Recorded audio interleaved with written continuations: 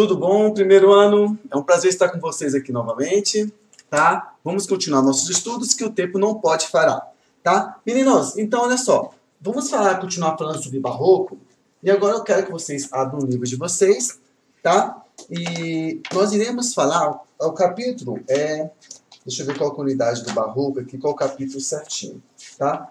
Mas nós iremos falar hoje, temos duas aulinhas, né? Barroco, tá aqui, ó. Capítulo, no meu livro, na minha edição, capítulo 14, página 141. Então, eu peço para todos que abram o livro na página 141, capítulo 14, Barroco Europeu, tá? Aqui, ó. Barroco Europeu. Então, gente, o simples é o seguinte, se você ainda não leu o capítulo, leia o capítulo, acho que a maioria já o fez, né? Nós já começamos antes mesmo dos acontecimentos atuais, tá? Você leia, anote as suas dúvidas, qualquer coisa, mande para o tio Cloudes, que nós teremos um prazer muito grande de responder a cada uma delas. Tudo bem, então? Então, meninos, hoje nós iremos falar sobre os principais artistas barrocos europeus, italianos, tá? Sem ser da Alemanha, tá? Depois nós iremos continuar com os outros assuntos aqui. Então, olha só, antes de mais nada, vamos relembrar. O barroco tem algumas características, contraste claro escuro, religiosidade, exposição dos elementos. Se você ainda não anotou, dá uma pausa, anote tudo isso aí no livro, no caderno, tá? Tem algumas coisas que tem no livro, outras coisas eu anexo de outras biografias, tá? Então, sempre foi interessante que você achar que você não tem essa informação, pause e coloque isso aí. Então, relembrando algumas características dos barrocos, tá? Falamos que nós temos muita simbologia, tá? Simbologia por detrás do barroco. Na verdade, gente, a simbologia sempre teve ligação com a arte, tá? Mas no caso do barroco, é uma simbologia religiosa. O que é? O que isso quer dizer? Que para você fazer a interpretação, a leitura de imagem, você vai ter que ter conhecimento, no caso, cristão, tá? Ou então aquilo vai ser apenas uma cena que passa despercebido por você. Então tem que ter um certo conhecimento dos símbolos cristãos que existe aí. Tudo bem, então? Então, olha só. Por quê? Porque, na verdade, o que a teoria fala? Que o ser humano, ele sempre procura criar algumas ideias, algumas convicções que dão sentido à sua vida. Funciona da seguinte forma. Então, por exemplo, digamos que você tem a foto de uma pessoa muito querida para você. Tem uma foto, sei lá, de um parente, alguém que é muito próximo, muito querido por você. Se eu pegar aquela foto, digamos, e maltratar ela, eu estou maltratando apenas a foto. Mas para você, justamente porque por ser o simbolismo de alguém importante, aquilo acaba sendo ofensivo para você. Tá percebendo? Então, para mim não diz muita coisa, mas para você pode dizer. Da mesma maneira, se você pegar a foto aqui, lá, de alguém próximo a mim, e se você fazer uma brincadeira com aquela foto, talvez para você não diz muita coisa porque você não tem uma ligação emotiva, cultural, íntima, sei lá, familiar com aquela pessoa. Só que para mim, aquilo já vai ser algo ofensivo. Então o homem barroco, ele trabalha com símbolos para reforçar algumas características que já existiam no homem no período, tá? Que são as características religiosas. Então, por exemplo, se eu pegar aqui, digamos assim, um símbolo cristão qualquer, deixa eu voltar aqui, ó. Aqui, a pomba. Então, se você pegar, dependendo de algumas culturas, a pomba não vai significar muita coisa. A cruz, por exemplo, talvez não signifique muita coisa.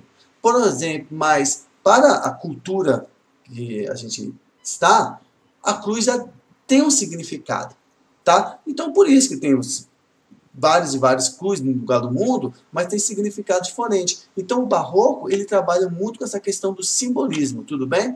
Porque o poder da imagem é muito forte. Vamos lembrar que nós estamos falando de um período que praticamente não existia uma Bíblia da forma que a gente imagina que existe aqui, que você pega e dá para a pessoa e lê. Não era bem assim que existia, não. Tá? E na verdade, devido aos conflitos religiosos da época, o uso da imagem ele era utilizado, principalmente para a Igreja Católica, como uma forma, digamos, de reforçar alguns ideais que tinham, tá? Mas aí, é claro, entra nas disputas religiosas que nós já falamos para vocês. Então, eu já falei para vocês um pouco de simbologia. Então, esses são os artistas de destaque. Na verdade, nós temos vários, tá? Nós temos vários mesmos. Porém, esses são os mais conhecidos. Tintoretto, Caravaggio, Pozzo e Bernini. Na verdade, gente, nós temos três bambambãs. nós temos na pintura Caravaggio, falei para vocês, na escultura Bernini e na arquitetura nós temos Borromini, que eu não coloquei aí porque a arquitetura é um caso à parte. Tá mais junto com a escultura. Então eu vou falar com vocês hoje sobre Tintoretto, Caravaggio e Pozzo. E daqui a pouco eu vou postar outro videozinho, tá? Que nós vamos falar sobre os escultores barrocos. Eu estou seguindo, gente, a lógica que seria das apresentações dos trabalhos. Lembra aqui que nós teríamos alguns trabalhos para apresentar?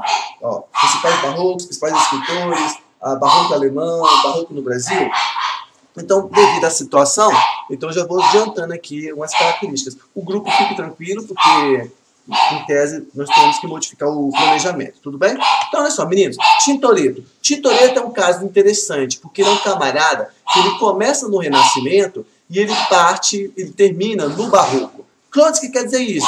Que ele era pintor barroco, ele terminou como barroco, mas o início de carreira dele era renascentista. Na verdade, ele tem algumas características bem evidentes que são renascentistas, do Renascimento, tá?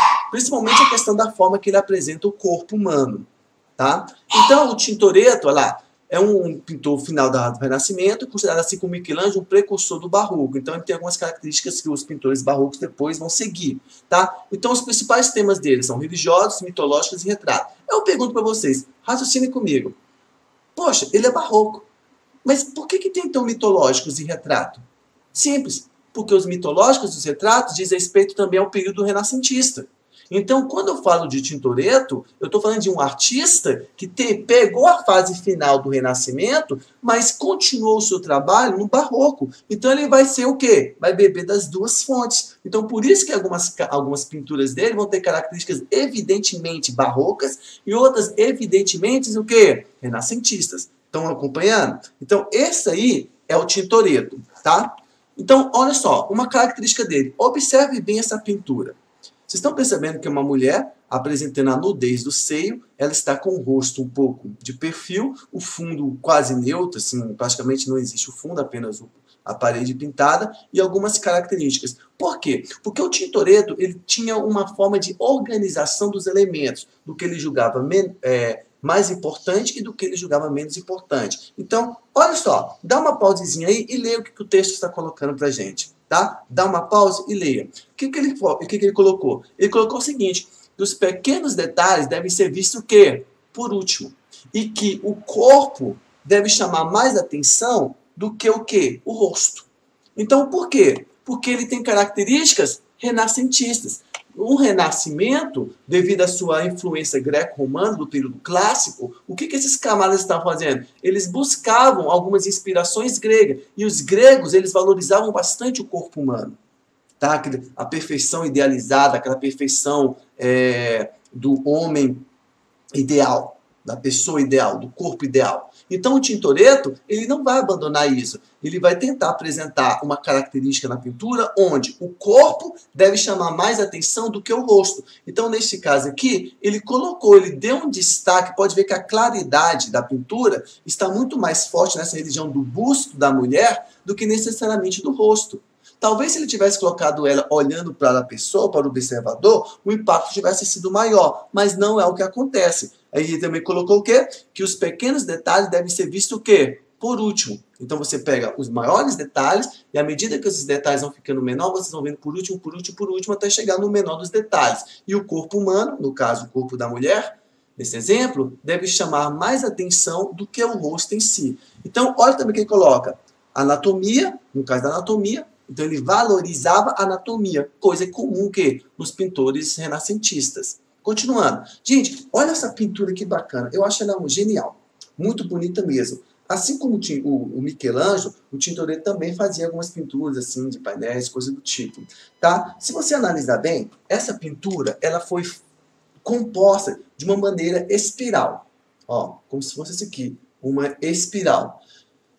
À medida que ela vai chegando na parte maior da espiral, ela está apresentando o dia a dia do ser humano, os pecados, a fraqueza, as doenças, tudo aquilo que faz parte, digamos, do mundo. Tá? E à medida que vai chegando na ponta do espiral, está mostrando os céus, os santos, os anjos, a Sagrada Família, até chegar no que nós podemos interpretar como Deus, lá no topo mesmo. Só que se você analisar bem, a espiral, à medida que ela vai chegando lá na ponta, ela vai ficando menor, vai ficando mais difícil de você alcançar. Então nós podemos deduzir, em cima do próprio Tintoretto, é que ele está apresentando uma pintura que diz o seguinte: para chegar no céu, a coisa não é tão fácil igual você imagina.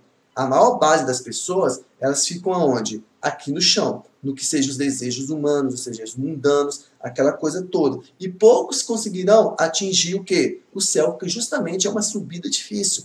Cada vez mais o funil vai ficando mais estreito e não é todo mundo que conseguirá atingir essa situação. Estão percebendo, gente, o quanto que o Tintoretto ele começa a colocar algumas características barrocas nessa pintura dele aí, que até então ainda é renascentista? Olha essa aqui. Essa aqui é interessantíssima. O que nós temos? Mitológica. É mitologia. Tá? Então, ela é barroca? Não. Ela é mais renascentista. Nós temos alguns elementos interessantes aqui. Bem, o primeiro dela é que ela fala sobre o amor. Olha só, tá?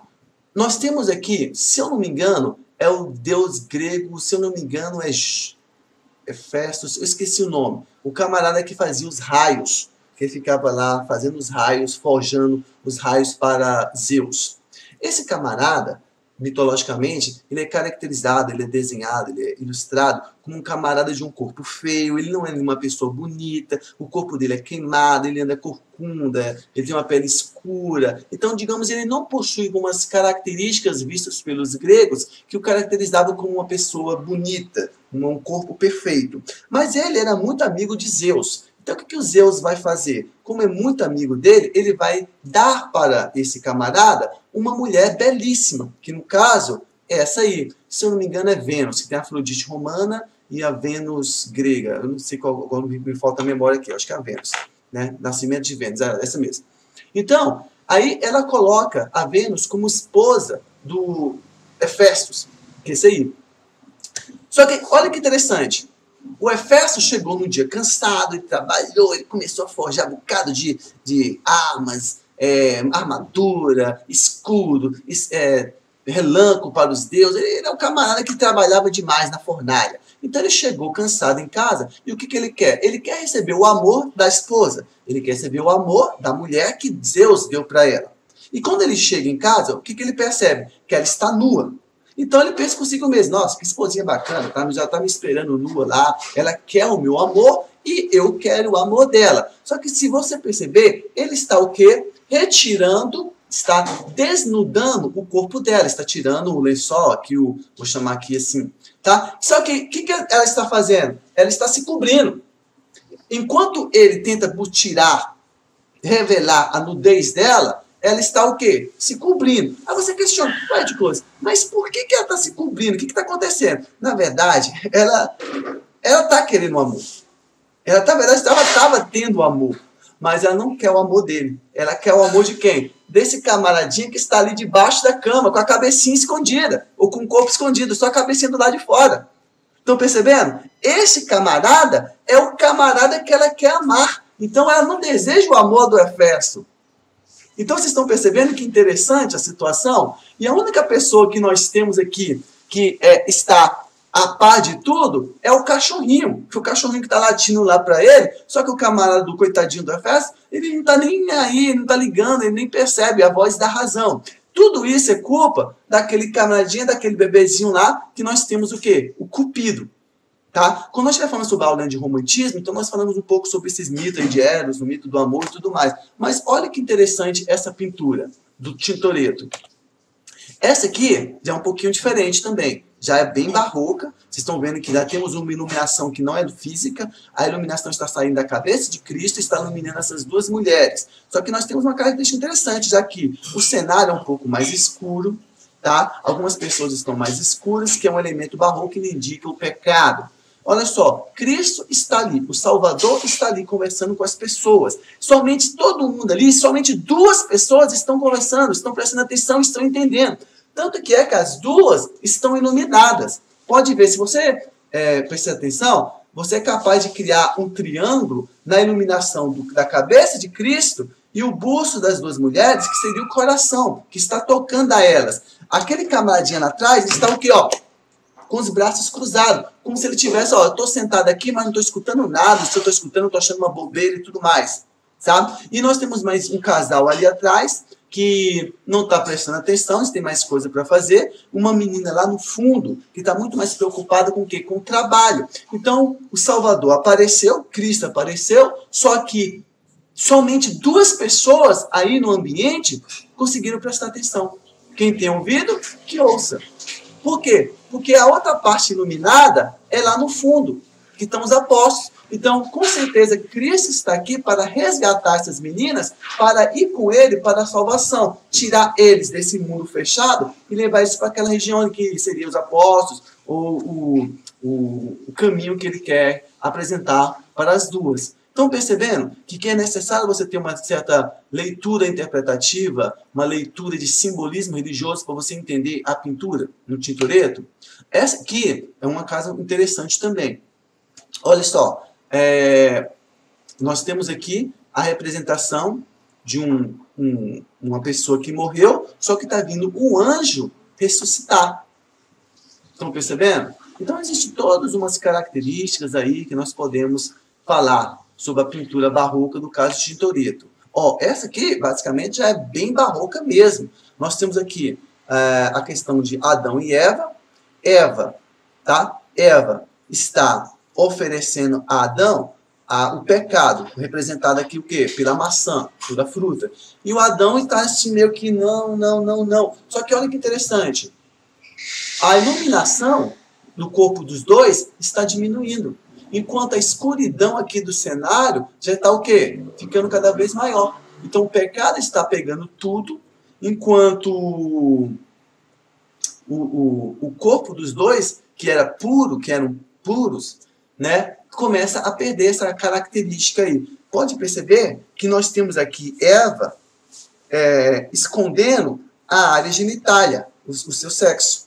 Por quê, professor? Biblicamente falando, vamos lembrar o que aconteceu? Depois que os dois consomem a fruta da árvore proibida, Deus chega neles e pergunta: Adão, cadê você? Estou aqui. Então por que você não aparece? Porque eu estou pelado.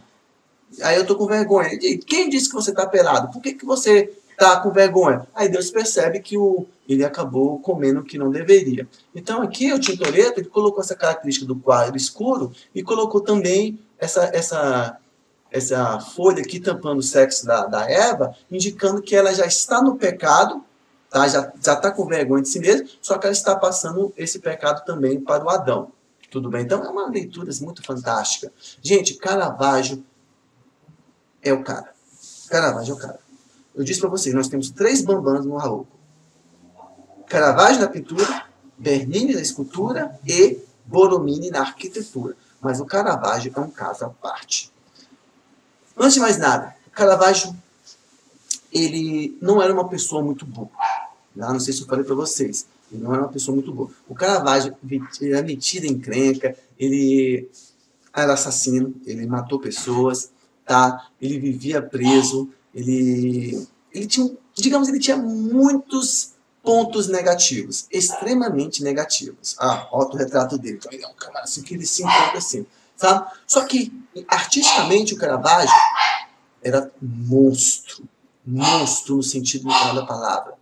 Só para vocês terem ideia, o Caravaggio nunca desenhou na vida. Ele partia direto para a pintura. Ele falava o seguinte, que quem era artista de verdade não tinha tempo para ficar desenhando, não. Ele falava que quem desenhava era a pessoa que não tinha segurança no trabalho. Ele olhava a pessoa, no caso, a ideia, e pintava diretamente na tinta. Pensa o que é isso, você fazer um quadro sem o esboço inicial. E estou falando de quadros no período barroco que são extremamente, tecnicamente bem feitos. Tá? Então, olha só, para começar, o Caravaggio, ele saiu, o nome dele é Michelangelo, não sei o que lá, ele não se chamava Caravaggio. Tá? Caravaggio é o nome da cidade onde ele nasceu. Então, ele acabou sendo chamado de Caravaggio, justamente por isso. Ele foi para Roma tentar criar a vida como artista. E neste caso, o que aconteceu? O que você fazia? Você tinha que chamar a atenção dos patronos, ou então ficar de aprendiz de um grande mestre. O Caravaggio não queria nada disso. Ele não queria um patrono, ele não queria ter patrão, e ele não queria ser aprendiz de ninguém. Na verdade, o Caravaggio, ele renunciava muitos velhos mestres. O que acontecia? O Caravaggio, ele falava o seguinte, que para que eu vou pintar igual esses caras se eu já sei? Para que você aprende se eu já sei isso? E é verdade, olha o nível dessa pintura aí. Olha o nível dessa pintura. Uma característica que vocês podem perceber, diferente do Renascimento, é que o Caravaggio ele usa como modelo pessoas sofridas, pessoas do povo. Ele acreditava o seguinte, se foi então para mostrar a arte como uma forma de ligar o homem novamente a Deus, então eu tenho que mostrar pessoas comuns. Eu não vou mostrar as mulheres mais lindas do mundo, mostrar os homens mais formosos. Não, eu vou mostrar pessoas comuns, pessoas com o rosto marcado de sofrimento, com o corpo fraco, com doenças, esse tipo de coisa. Então, esse é o tipo de pessoa que o Caravaggio registrava na sua pintura. E onde é que ele encontrava isso? Encontrava isso nas casas de jogos, nos bordéis, nos botecos, nos bares, nas ruas, tudo aquilo que era povão, o Caravaggio se apaixonava. E ele usava a forma das pessoas para poder expressar a sua pintura. Agora, lembra quando eu disse para vocês? O Caravaggio, ele não era uma pessoa assim muito boa. Na verdade, ele era uma pessoa super esquentada. Ele mesmo argumentava que se ele tivesse nascido na época de Cristo, ele seria um dos camaradas que estaria entregando a Cristo. Isso nós podemos perceber nessa imagem aqui, ó. Nós podemos perceber nessa imagem. Eu tenho aqui a figura de Cristo, tá? Olha, sofredor, bem diferente daquele Cristo assim feito no Renascimento, tá? Judas dando um beijo, Cristo se entregando, ele mesmo fala: não, ninguém toma minha vida, eu mesmo entrego. Aqui nós temos um camaradinha desesperado, nós temos dois soldados. Agora, olha que interessante. Gente, concorda comigo que essas armaduras estão muito atuais para ser na época de Cristo? Por quê? Porque o Caravaggio, ele faz uma crítica muito grande, muito interessante, que ele coloca o seguinte: se Cristo tivesse vindo na época de hoje, teria acontecido a mesma coisa. As pessoas teriam entregado ele, traído, prendido, crucificado do mesmo jeito. Estão percebendo? E aqui no canto, o que nós temos? O Caravaggio. O próprio Caravaggio está aqui na pintura. Ele está denunciando a Cristo. Olha lá, ele segurando aqui, lá, a luz lá, iluminando o caminho para os soldados ir lá pegá-lo.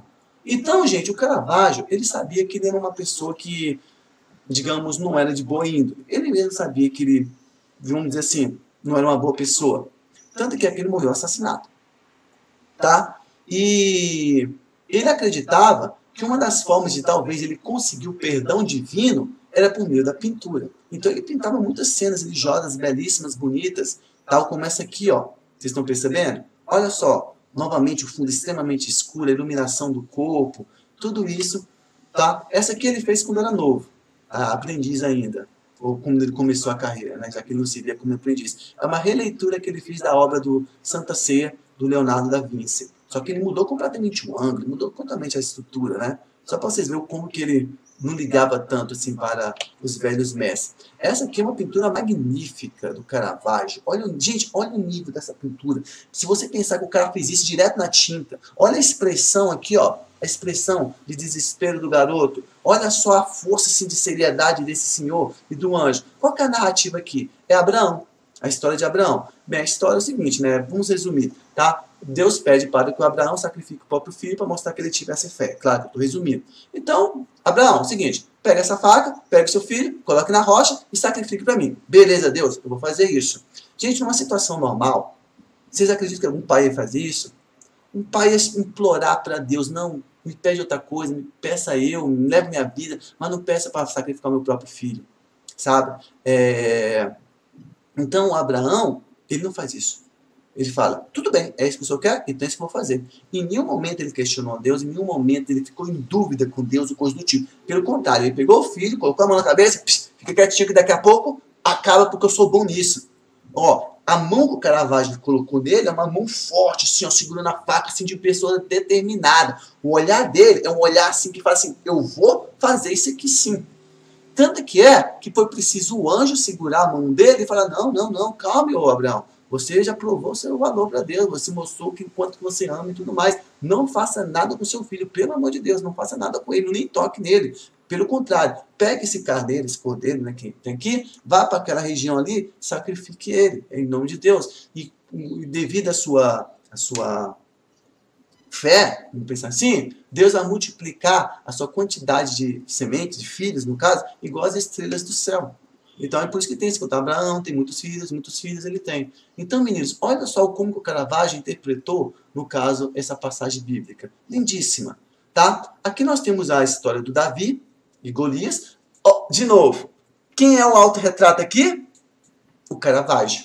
O Caravaggio se autorretratou como um gigante Golias, que perdeu a cabeça. Esse aqui é Davi. A história de Davi é belíssima, tá? Então, quem puder ter a chance aí, dá uma lida na Bíblia, ou procure outra fonte, se você achar melhor, sobre Davi, tá? O rei Davi. E aqui, nós temos, se eu não me engano, eu posso estar errado, eu acho que é Saulo, tá certo? Que ele era um cobrador de impostos romano, que ele perde a visão, né? E depois ele recebe novamente a visão, e ele se torna Paulo, que é um dos grandes difundores do cristianismo na época. Tá? Acho que é Paulo de Tarso, me corrige aí. Coloca aí no comentário se eu tiver enganado o nome, tá bom? Mas eu acho que é isso mesmo. Então vocês estão percebendo, gente, como o Caravaggio colocou? Essa aqui também tem muito interessante. Olha só, Pedro, tá? Pedro é considerado assim um grande apóstolo, é o sucessor de Cristo, vamos pensar assim. Né? E ele foi crucificado de cabeça para baixo. Aí tem aquelas loucuras lá que o pessoal fala, é uma coisa que cabeça para baixo. Não, gente, é porque ele falou o seguinte, eu vou morrer como cristão, mas eu não quero morrer, eu não sou digno de morrer igual a Cristo, tá? Eu não sou digno de morrer igual a Cristo. Então o que ele pede? Ele pede para ser crucificado de cabeça para baixo. Então novamente aí o Caravaggio utiliza alguns modelos do povo comum, ele tenta mostrar o sofrimento das pessoas, tá? Aí o claro e escuro. Aqui é uma outra situação de uma santa, tá? Vocês podem ver que aqui a roda está quebrada e tudo mais, tá? Indicando que ela venceu a situação. Não vou ficar fazendo a narrativa aqui, tá? Mas, gente, olha o nível. Gente, pelo amor de Deus, olha o nível que esse camarada chegou, o Caravaggio. Gente, é belíssima essa pintura, belíssima, belíssima. E, como eu disse para vocês, sem desenhar, direto na pintura. Outra característica do artista foi o uso do fundo raso ou escuro, como eu coloquei para vocês. Olha só, olha esse anjinho. Eu peço, por favor, que vocês decorem esse anjinho aí, tá? Olha só esse anjinho, tá? Decorem ele, visualmente falando, use a memória visual, tá? Lá na frente nós iremos falar um pouquinho para ele. Fala para ele, não, um outro artista vai se inspirar, tá? Barroco também. André Apozzo. Gente, o André Apozzo, ele era arquiteto, tá? Mas como arquiteto ele não ia ter uma força igual o Borromini, tá? Então o que ele vai fazer? Ele vai se inspirar muito no Michelangelo, que é a pintura de teto, tá? Vamos voltar um pouquinho.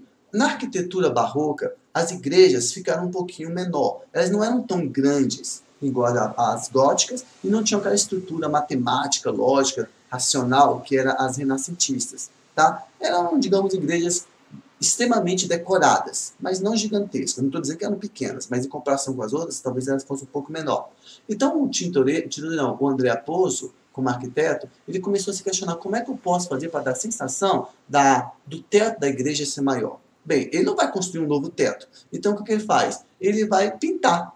Lembra do Michelangelo? O Michelangelo pintou o teto da Capela Sistina? Então, eu vou fazer a mesma coisa. Só que ao invés de fazer apenas uma pintura mais plana, eu vou dar a sensação de que o teto é muito mais alto. Como é que ele vai fazer isso? Por meio da perspectiva. Uma perspectiva extremamente exagerada, extremamente avançada, muito mais avançada que aquela do Renascimento. E com isso, ele vai conseguir esse efeito aqui. Então, por exemplo, o que ele faz? Ele dá a sensação de que essa parede é uma continuação da parede real da sala, no caso aí do lugar. Então, ele desenha aqui a parede e continua o desenho da parede, ele continua a parede em forma de desenho no teto, faz isso com cada canto. Então, dá a sensação de que a profundidade é muito alta. Como é que ele faz isso? Utilizando a perspectiva super avançada. Pode ver que ele não valoriza tanto assim a questão do ser humano, da figura humana, mas em questão de perspectiva, em questão de arquitetura, o cara é monstro. Olha só essa lindeza aqui, gente. Olha só. É a coisa mais maravilhosa que tem. Olha só que lindeza. Então, cada um desses lados aqui, ó, esse lado de cima, de baixo, dos dois lados aqui, esquerdo e direito, vocês podem perceber que ele faz isso como se fosse uma continuação da parede real. tá? Aí dá essa sensação de que a coisa é gigantesca, tá? Meninos, olha só. Com isso, eu falei os 3 principais artistas, pintores barroco, tá? Agora, tá? Eu vou continuar o videozinho, vou fazer um outro videozinho, vou postar daqui a pouquinho para vocês, tá? Sobre escultura barroca. Tudo bem, então? Então, olha só, vamos lá, lava o rosto, toma uma aguinha, vá no banheiro, coma uma coisa leve, anote aí as dúvidas que você teve, coloca aí que eu irei responder para vocês o quanto antes, tá? Que daqui a pouco eu volto sobre escultores barrocos. Tudo bem, gurizada? Vão lá, daqui a pouco nós estamos aqui de volta.